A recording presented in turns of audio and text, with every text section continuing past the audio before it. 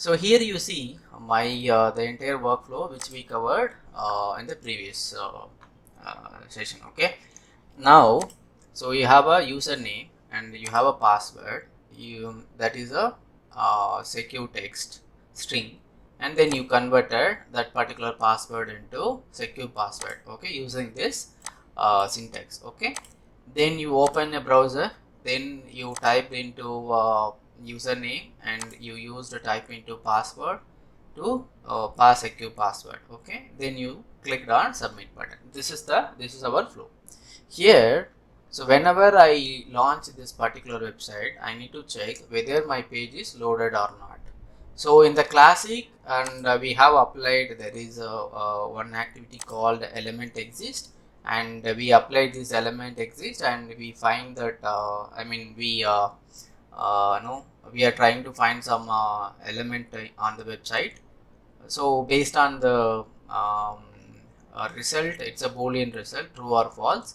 We are going to take decisions like if it is a true, if it is element is exist, then enter into go and enter username and password. Okay, the same logic we are going to apply it here using the modern activities. Okay, go here and just type UI automation. Okay, here you see modern activities. Okay, this is classic and this is modern. You can expand this application, and there is there element exist option here? No. Okay, so instead of element exist, there is a new activity called check app state. Okay, drag and drop check app state. Okay, and the check app state itself, it contains then statement like else statement. It says like target, if target is appear, what should I do?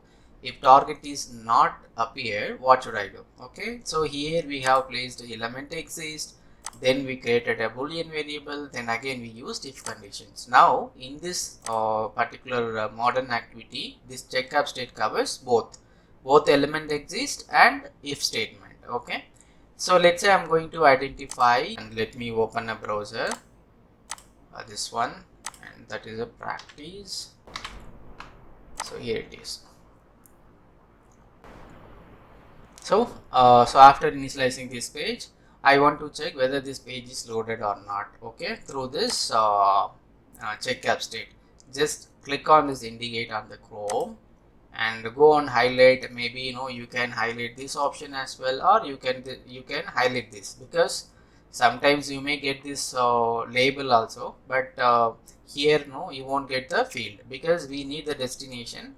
So we can capture this destination itself. Okay, click on it and you can click highlight the anchor as well. That's a best option, and click on confirm, and now it's okay. Now you are, after initializing your page, you are telling that, hey, check that particular username field is available long. If it is available, go and type password username here, then go and enter your password here, and then click on submit.